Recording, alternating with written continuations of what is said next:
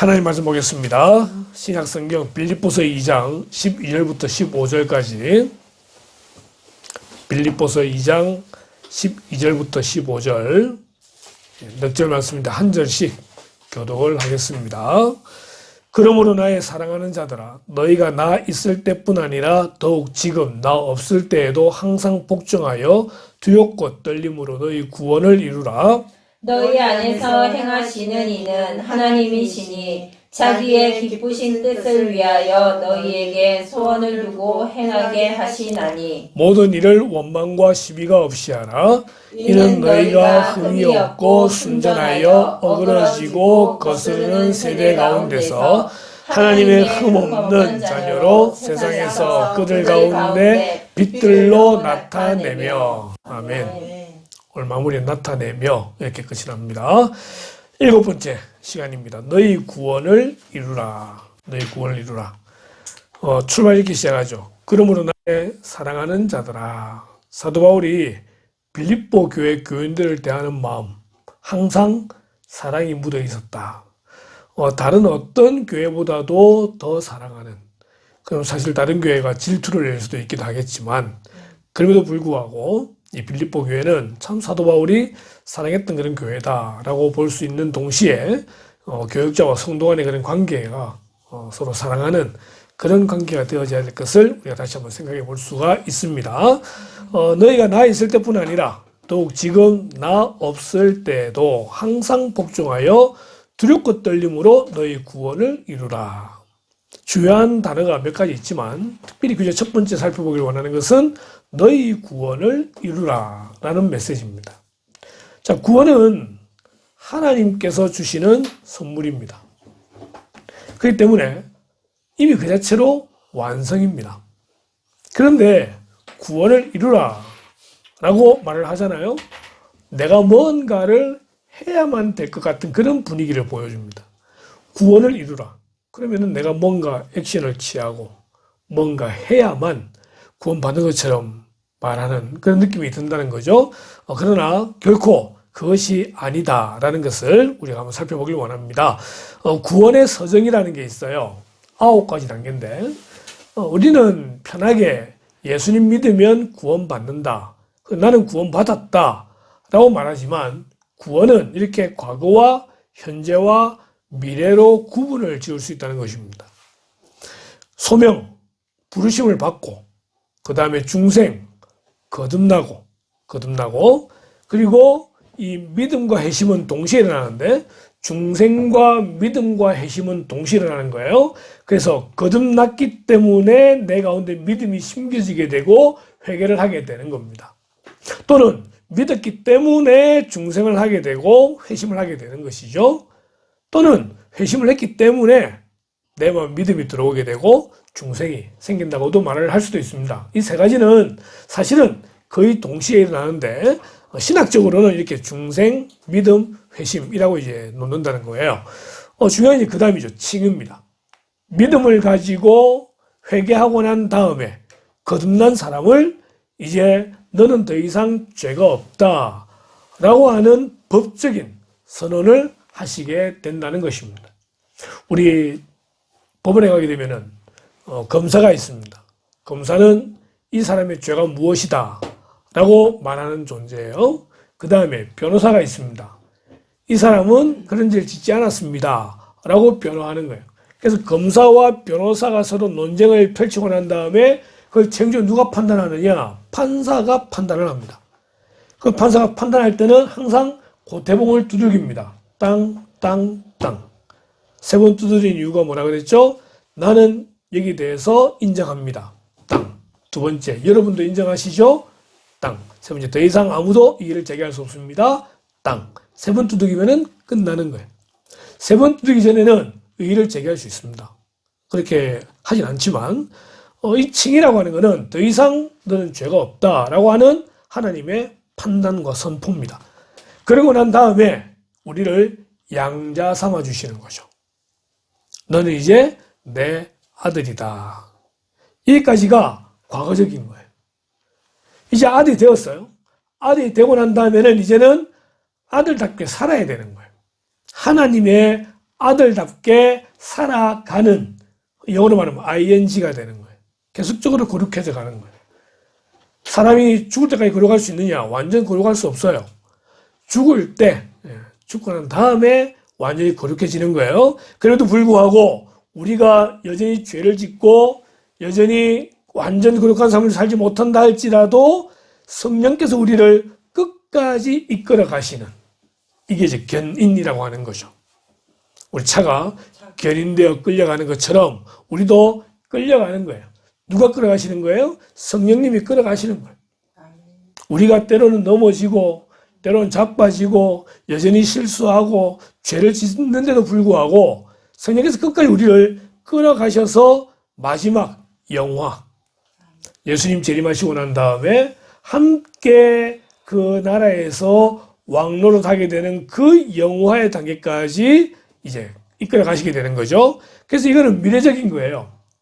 그래서 우리가 굳이 구원을 구분짓자고 한다면은 과거적인 부분이 있고 현재적인 부분이 있고 미래적인 부분이 있다는 겁니다. 그런데 성령의 견인이 틀림없기 때문에 우리는 지금 구원받았다라고 말해도 그 선포가 틀리지 않다라고 하는 것입니다. 자, 여기서 말하는 구원을 이루라라고 하는 부분은 바로 성화와 관계됩니다. 성화와 관계됩니다. 감리교는 알미니안주의를 따릅니다. 알미니안주의는 뭐냐면은 사람이 하나님의 형상으로 지음받았는데 아담과 하와가 죄를 지을 때 이 형상이 완전히 파괴된 게 아니라 조금은 남아있다는 겁니다. 그래서 하나님이 손을 내밀고 있는 자리까지는 우리가 가야 된다라고 말하는 게 알미니안주의자 감리교입니다. 우리는 칼빈주의를 따르는데 인간의 전적 타락이에요. 어떤 내세울 만한 것도 없고 완전히 타락이기 때문에 하나님을 알 수 있는 것도 없는, 그게 이제 우리 인간의 모습이라는 겁니다. 그런 가운데 하나님께서 우리를 무조건적으로 선택하시되 제한적으로 속죄를 하시는 거예요. 일부를 택하셔서.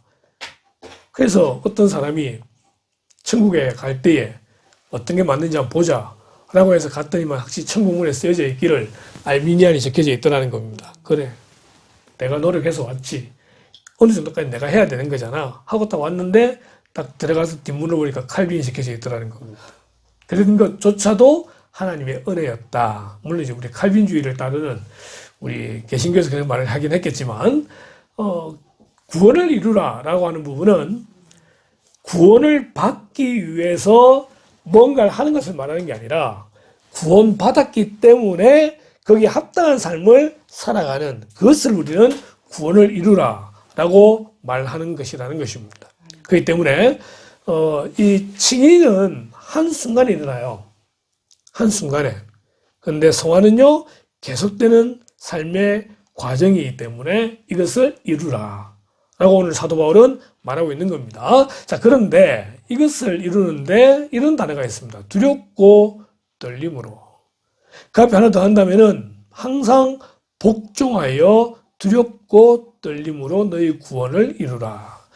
구원을 이루어 나가는 성화되는 삶을 살아가야 되는데 세 가지의 단어가 필요합니다. 첫 번째, 복종입니다.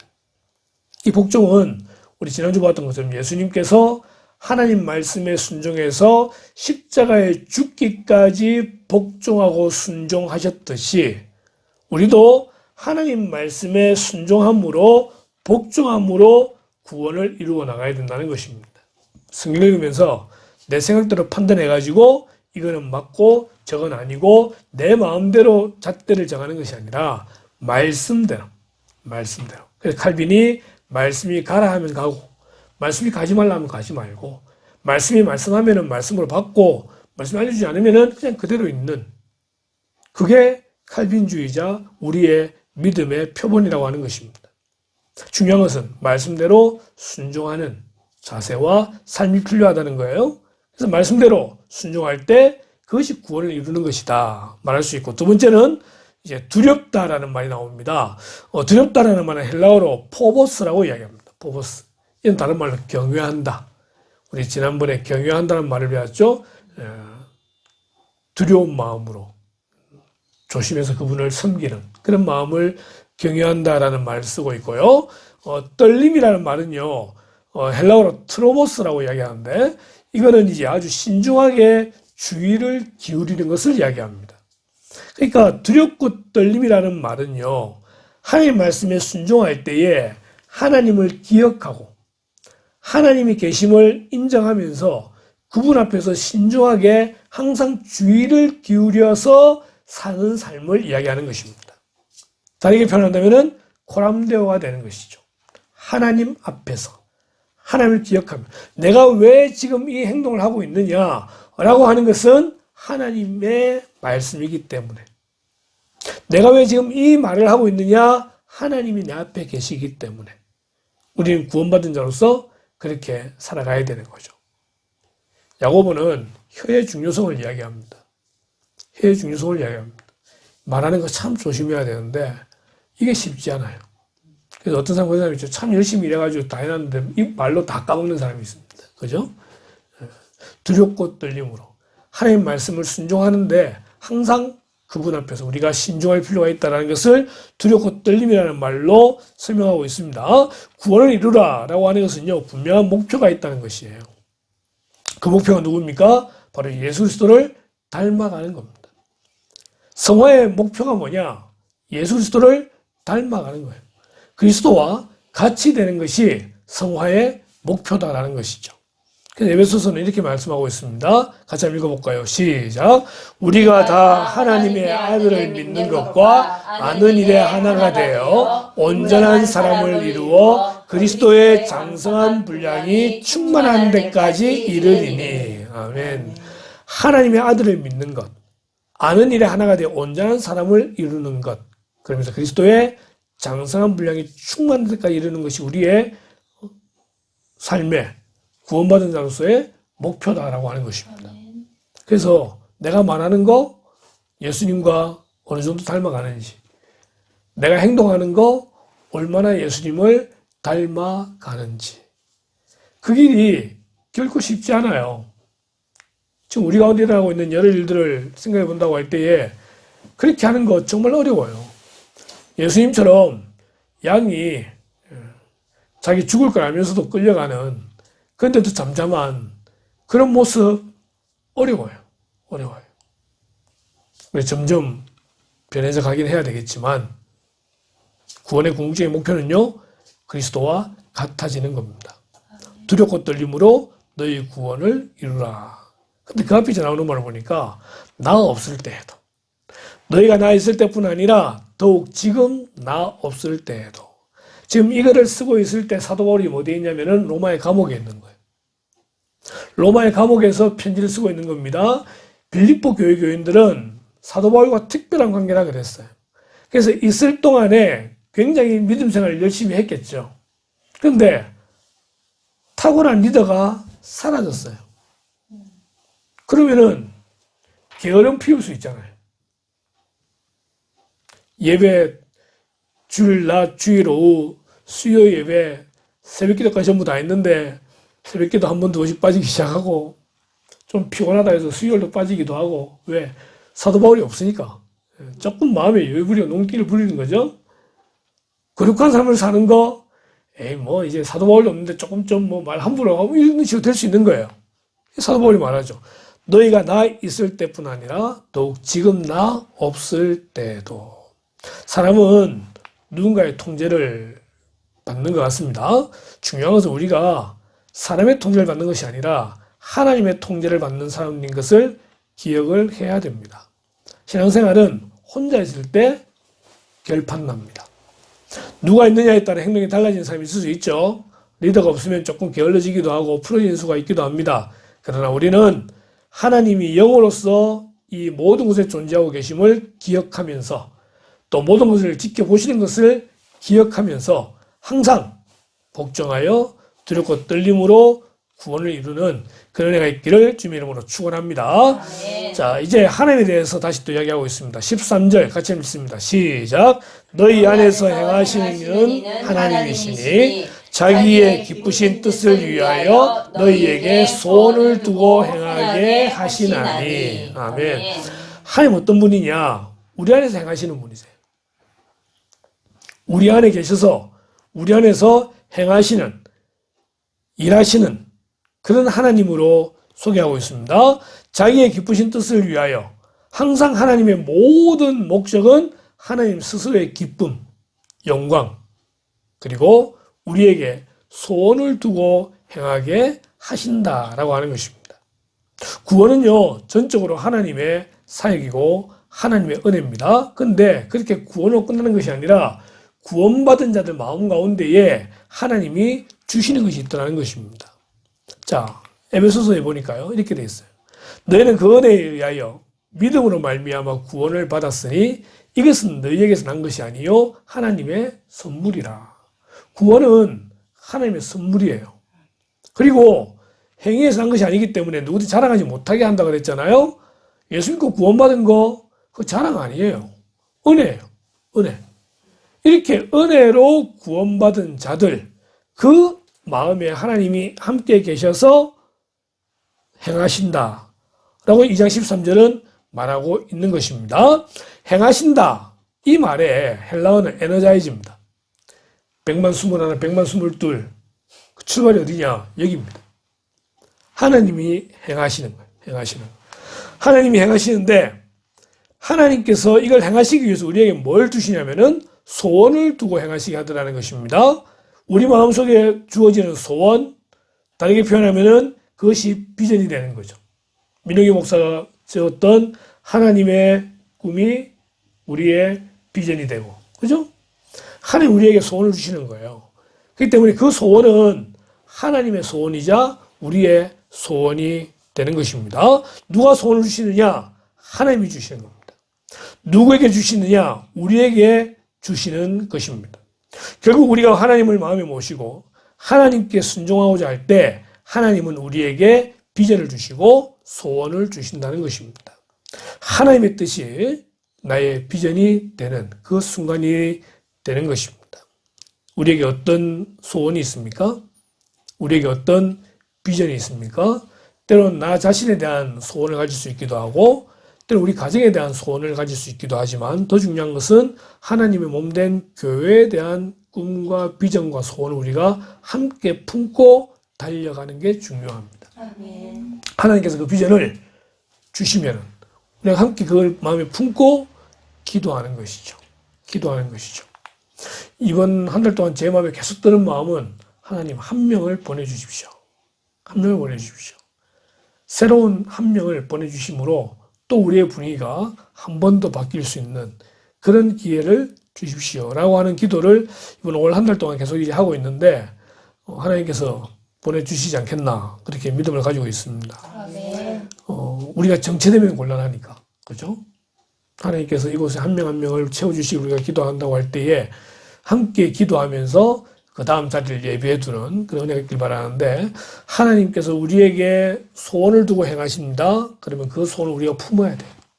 그 소원을 품고 우리의 비전이 되어져서 함께 나아가는 그런 은혜가 있어야 되겠죠. 자, 그런 가운데에 두 가지의 단어가 있습니다. 하나는 루페오라는 단어가 있고 하나는 스베눔이라는 단어가 있습니다. 루페오는 뭐냐면은 에베소서 4장에 보니까 하나님의 성령을 근심하게 하지 말라. 근심하게 하지 말라. 근심이라는 말, 그 다음에 성령을 소멸하지 말며, 소멸이라는 말, 이 두 가지는 같은 듯, 비슷한 듯 다른 단어입니다. 루페오라는 단어는 근심이라는 뜻인데, 괴롭게 하는 걸 말해요. 괴롭게 하는 걸. 그 다음에 소멸은요, 스베눔이란 말인데, 성령의 역사를 방해하는 그런 말을 이야기하게 되는 겁니다. 괴롭게 하는 걸 떠나서 성령의 역사를 방해한다? 하나님이 주신 소원과 비전을 함께 품고 달려가게 될 때에 그 소원을 계속해서 부정적인 말로 이루지 못하도록 하는 그런 사람들이 있다는 것입니다. 그렇게 하지 말라는 거예요. 우리 마음속에 하나님께서 비전을 주시고 성령께서 그것을 이루도록 이끌어 가실 때에 우리가 성령을 근심하게 하면 안 돼요. 성령을 소멸하면은 안 된다라고 하는 것입니다. 왜 이 말을 하냐면은 그런 사람이 있었기 때문에 그렇습니다. 2장 14절 보니까 모든 일을 원망과 시비가 없이 하라. 원망과 시비가 하는 사람들은 바로 성령을 근심하게 하는 사람들이고 성령을 소멸하게 하는 사람들이다 말할 수 있어요. 원망이 뭐냐? 투덜거리며 수군거리는 불평. 이거는 자기 혼잣말로 막 하는, 주로 그런 걸 이제 이야기하는 거예요. 공개적이 아니라 어떤 사람에 대해서 투덜거리고 하지만 결코 건설적이지 않는 그런 모습이 원망입니다. 시비는 원망의 수반되어 나타나는 논쟁과 다툼입니다. 그래서 협의 또는 의심을 깔고 보는 논쟁. 이 출발은 원망이죠. 원망이 자라면은 시비가 되는 겁니다. 사도 바울은 하나님이 주신 그 비전과 소원을 가지고 있는 교회에 이걸 이루기 위해서 없어야 될 것 두 가지가 뭐냐? 원망과 시비라고 하는 것입니다. 우리가 언제 원망을 합니까? 우리가 언제 시비합니까? 억울함을 당할 때 원망할 수 있고요. 불평할 수 있습니다. 언제 시비할 수 있습니까? 때로는 내가 손해볼 것 같을 때에 시비를 붓기도 합니다. 그런데 그 마음 가운데 하나님은 계시지 않더라고 하는 것입니다.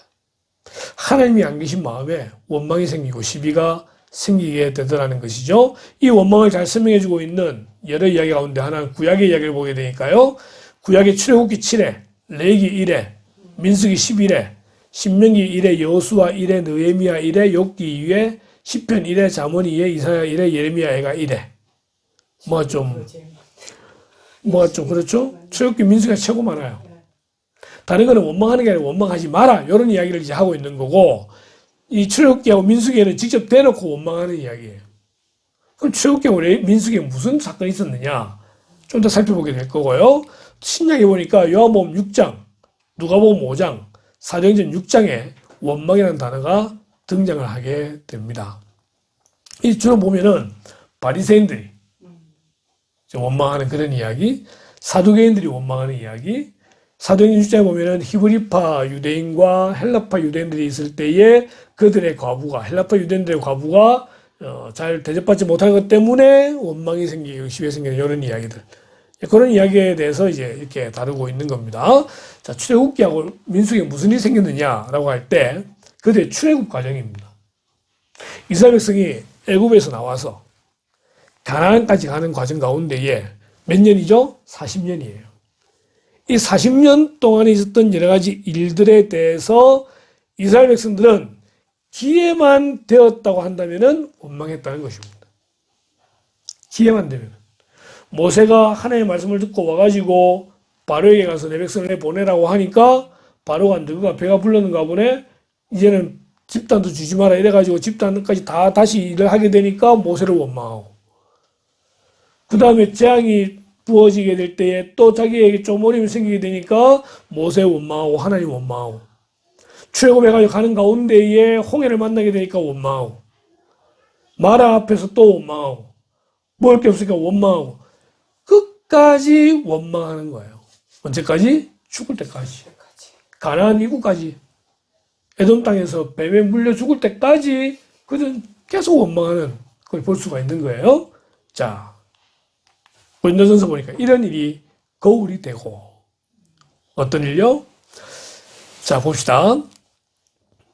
형제들아, 나는 너희가 알지 못하기를 원하지 아니하노니 우리 조상들이 다 구름 아래에 있고, 이게 뭐죠? 구름 기둥. 바다 가운데로 지나며 홍해 건너는 거. 이 구름 아래 바다 가운데, 그리고 구름과 바다에서 세례를 받고, 이게 할례 받는 거거든요. 다 같은 신령한 음식을 먹으며 만나 먹는 거, 메추라기 먹는 거, 다 같은 신령한 물을 마셨으니 반석에서 물을 마시는 거. 그렇기 때문에 이 모두는 하나다. 하나다. 하나다. 그런데 5절에 보니까 그들의 다수를 하나님이 기뻐하지 아니하셨으므로 그들이 광야에서 멸망을 받았느니라. 60만 3,550명. 그들이 나왔지만 광야에서 다 멸망을 받았다는 거예요. 왜요? 왜요? 그러면서 5가지 이야기하는데, 그들이 죽었던 이유, 그리고 너희는 그렇게 되지 마라 라는 이유 중에 첫 번째가 그들이 악을 즐기한 것 같이 즐기하는 자가 되지 마라는 거예요. 민수기 11장에 보게 되면은 그들은 악을 즐겨했던 걸 보게 됩니다. 지금 시대에 많은 사람들의 삶의 모습 보게 되면은 악을 즐기는 것을 보게 됩니다. 근데 지금 이 사람들이 이스라엘 백성이라는 걸 기억하십시오. 시내산에서 하나님과 언약을 맺었던 백성이었다는 것을 기억하십시오. 그들이었음에도 불구하고 그들은 악을 즐겨함으로 멸망을 당하게 되더라는 것입니다.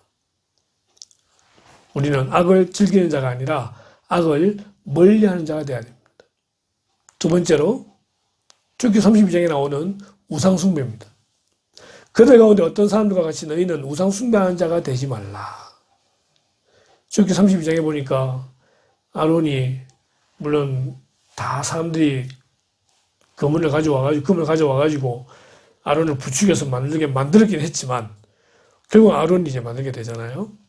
그 금송아지 만들어놓고 이것이 우리를 애굽에서 인도해낸 하나님이다라고 절하고 섬기도록 백성이 앉아서 먹고 마시며 일어나서 뛰논다 온갖 음란한 짓을 하면서 그런 우상 숭배하다가 죽게 되는 거예요. 굉장히 큰 죄잖아요, 그죠? 세 번째, 발람에 의해서 음행하는 일이 벌어지게 됩니다. 그들 중에 어떤 사람들이 음행하다가 하루에 23,000명이 죽었다. 이거는 발람이 이 이스라엘 백성들을 모압 여인의 어떤 그런 관계 속에서 결국은 우상 숭배하도록 만드는 거예요. 바알부올의 우상을 숭배하도록 만드는데 이 바알부올을 섬기는 여자들, 사제들이 전부 다 음란 여인이었기 때문에 그 안에서 이제 창녀짓을 하게 되고 음행이 일어나게 됨으로써 결국은 민수기 25장에 23,000명 죽었다는 기록이 나옵니다. 큰 죄죠. 네 번째, 그들 가운데 어떤 사람들이 주를 시험하다가 뱀에게 멸망하였나니 우리는 그들과 같이 시험하지 말자. 민수기 21장에 보면은 에돔 땅을 지나갈 때에 더웠어요. 그래서 불평을 하게 되죠. 불평하다가 불뱀에 물리게 됩니다. 모세가 기도하죠. 하나님께서 모세에게 네 손에 든 지팡이에 노수로 뱀을 만들어 들어 올려라. 그리고 그거를 보는 자는 살고 보지 않는 자는 죽는 것이다. 외치라고 했는데 그 사람들이 어떤 사람은 믿음으로 본 사람도 있고 어떤 사람은 불신앙으로 보지 않다가 죽어간 사람이 있는 거죠. 이게 하나님을 시험하는 거라고 말하는 것입니다.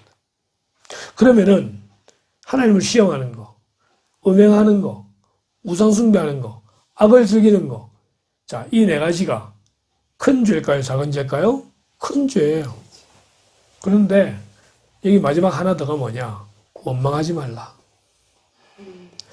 앞서 말했던 그런 우리가 생각할 때 정말 큰 죄다라고 말할 정도의 그런 죄와 동일하게 원망이라고 하는 것을 집어넣고 있는 겁니다. 어떤 사람들이 원망하다가 멸망시키는 자에게 멸망하였나니 너희는 그들과 같이 원망하지 말라. 민수기 16장에 보면은 고라라는 사람이 등장합니다. 그 고라가 애굽으로 되돌아가려고 하다가 결국은 14,700명이 연병으로 죽게 되는 일이 벌어지게 되는 겁니다. 그 10개라는 영화 보게 되면은 고라가 등장하죠. 등장해서 이스라엘 백성들을 계속 막 원망하도록 만드는 역할을 하는 걸 볼 수 있습니다. 지금 고린도 교회에 이런 원망하고 불평하는 사람이 있었다는 거예요. 그래서 사도 바울은 편지를 쓰면서 고린도 교회 교인들에게 원망 없이 해라. 원망이 정말 무서운 거다. 원망이 혼자 이렇게 하다가 결국은 그것이 시비가 붙게 되어지는 것이고 그 시비 때문에 교회가 나뉘게 된다는 거예요. 고린도 교회는 아볼로파, 베드로파, 게바파, 바울파, 그리스도파 막 파가 나뉘어져가지고 서로 시비하고 싸웠던 교회가 고린도 교회. 사도 바울은 지금 거기에 대해서 이야기하고 있는 것입니다. 원망이 없을 수 있을까? 없을 수는 없겠죠. 그죠? 그런데 그 원망을 뛰어넘는 사랑, 성령의 인도하심 우리는 능히 승리할 수 있어야 되는 것입니다. 이 원망이 커지게 되면 교회가 나뉘게 됩니다. 마지막으로 원망과 시비가 없을 때 이는 너희가 흠이 없고 순전하여 어그러지고 거스리는 세대 가운데서 하나님의 흠없는 자녀로 세상에서 그들 가운데 빛들로 나타내며, 흠이 없다는 말은 다른 사람들이 볼 때 비난받을 만한 일이 없는 그런 상태를 흠이 없다고 말합니다. 원망과 시비만 없어도 그래 된다는 거예요. 두 번째로는 순전하다 그래요. 그거는 섞인 것이 없는 아주 순수한 상태를 말하는 것입니다. 세 번째로 어그러지고 거스르는 세대. 그때 2000년 전에도 그랬던 것 같아요. 지금도 그렇지만 항상 세상은 그렇습니다. 그런 가운데 하나님의 흠없는 자녀로 세상에서 빛으로 나타내는 목표는 빛으로 나타내는 거예요.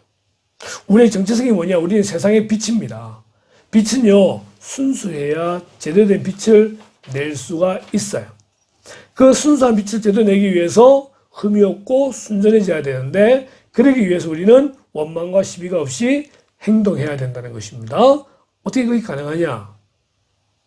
두렵고 떨림으로 구원을 이룰 때 가능하다는 것입니다. 하나님을 경외하는 마음으로 성화되는 삶을 살기 위해 최선을 다하게 될 때에 하나님께서, 성령께서 우리에게 이 일이 가능하게 하실 것입니다. 그러기에 필요한 것이 뭐냐? 예수님의 비움이 우리에게도 필요하다는 것입니다. 하늘 영광 다 버리고 인간의 몸을 입고 이 땅에 오셨던 그 예수님의 비움이 오늘 우리에게도 요구되어지는 것입니다. 너무 말씀이 어렵습니다. 너무 말씀이 감당하기 어렵습니다. 그렇게 살기 싫습니다. 더 이상 그렇게 삶을 해가지고 손가락질 당하고 비난 당하기 싫습니다.